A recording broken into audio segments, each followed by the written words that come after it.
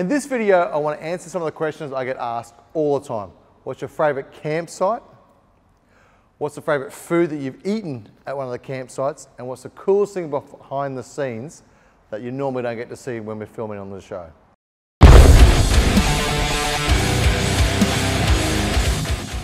So number one, my favorite campsite, without a doubt, my mate Graham will attest to this, Mount Sunday. So we got this two-way trip. So you can go the super hard way up the mountain or just the touristy way. We went the super hard way, which is, of course, what we pay you to do, is get out there and film the hard tracks. But when you get to the top and you've traveled, you know, to and from the high country 100 times, but you've never seen the snow, and Graham and Sean can contest this, they've been there so often, they've never seen a metre of snow. So we finally get to the high country in the snow. We planned it, it happened. That night we would have had, I don't know, about 10 inches of snow at this campsite, so fresh snow, purely raw. We get there, we put this massive campsite out. One of the guys, Michael, he literally chainsaws, I'm talking just inches thick, maybe a foot thick of trees.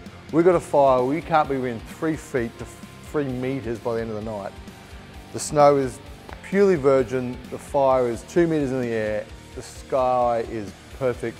You look over, there's Mount Buller, you're looking at your mates, it's -10, you're freezing cold, but you're there. You're at the best camp scene you've ever had. I mean, this is one of the most spectacular views, perfect night, biggest journey, amazing. So if you can get there, you can get there. Get there now in the snow season, it's spectacular. Camp at the top, there's a little platform where there's a chopper helipad area. That's cool.